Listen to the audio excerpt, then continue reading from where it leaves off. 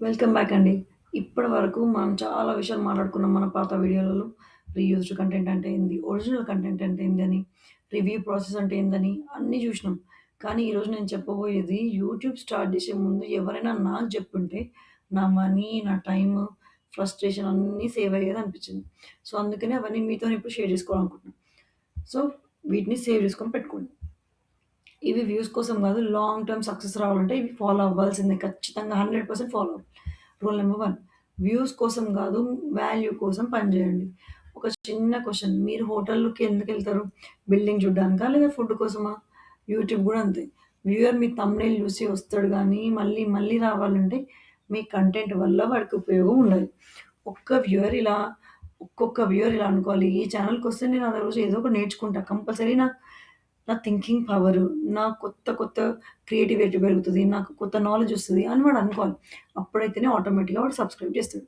కొంతమంది ఇలా ఉంటారు. థంబ్‌నెయిల్ ఏమో షాకింగ్ అని, వీడియోనేమో హాయ్ ఫ్రెండ్స్ అంతే. వ్యూయర్ గూడా షాక్‌లో ఉండిపోయి ఎళ్ళిపోతాడు. రూల్ నంబర్ 2 ఒక నీష్ డిసైడ్ జేసుకోండి. అంటే మీరు దేంట్లో పర్ఫెక్టో దాని గురించే కంటెంట్ పర్ఫెక్ట్‌గా ప్రిపేర్ అవ్వండి. మీరసలు దేని గురించి మాట్లాడదాం అనుకుంటున్నారు? ఒకరోజు కుకింగ్, ఒకరోజు క్రికెట్, ఇంకో రోజు మోటివేషన్, క్రిప్టో కరెన్సీ అని, సోషల్ ఎడ్యుకేషన్ అని ఇలా జేస్తే వ్యూయర్ కన్‌ఫ్యూజ్ అయిపోతాడు. సో, యూట్యూబ్ కూడా ఈ ఛానెల్ అసలు దేనికి అని అర్థం జేసుకోవడం కష్టమవుతుంది. ఒక్క డైరెక్షన్ ఎంచుకోండి. అందులోనే గ్రో అవ్వండి. నేను మీకు ఓ చిన్న ఎగ్జాంపుల్ చెప్తా. మీ ఏరియాలో ఒక డాక్టర్ ఉన్నాడు. ఒకరోజు పళ్ళు చూస్తాడు, ఒకరోజు హార్ట్ చూస్తాడు, ఎల్లుండి ఐ సర్జరీ చేస్తాడు, ఇంకో రోజు వెటర్నరీ అంటాడు. సో, మీరెళ్తారా అట్లాంటోడి దగ్గర? లేదు గదా! స్పెషలిస్ట్ మీదే ట్రస్ట్ పెరుగుతది. సో, యూట్యూబ్ కూడా అంతే. నెక్స్ట్ రూల్ నంబర్ 3 చాలామంది అంటారు, "అన్న రోజుకి 5 వీడియోలు అప్‌లోడ్ చేస్తాను" అని. సో, 5 వీడియోలు క్వాలిటీగా ఉన్నాయా లేదా? అంటే కన్సిస్టెన్సీ అంటే రోజు అప్‌లోడ్ చేయడం గాదు. వ్యూయర్‌కి ఇచ్చిన ప్రామిస్ నిలబెట్టుకోవడం. అంటే వారానికి 2 వీడియోలే చేస్తానంటే చెయ్యి. కానీ పర్ఫెక్ట్‌గా క్వాలిటీతోని చెయ్యి.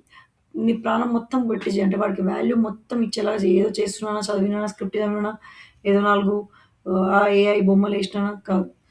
ప్రాపర్‌గా నీ అనాలిసిస్ చేసి నువ్వేం చెప్పాలనుకుంటున్నావో నువ్వు చెప్పు. అదే కంటిన్యూ చెయి. వారంకి ఒక్క వీడియో అంటే అది మెయింటైన్ చెయి. నువ్వు ఏదనుకుంటున్నావో అది మెయింటైన్ చెయి. ఇప్పుడు మీరు చెప్పండి మీ ఛానెల్‌లో వారానికి ఎన్ని వీడియోస్ అప్‌లోడ్ చేస్తున్నారు? కామెంట్‌లో మెన్షన్ చేయండి. నేను కంపల్సరీ చెబుతా. ఒక్క విషయం గుర్తుంచుకోండి.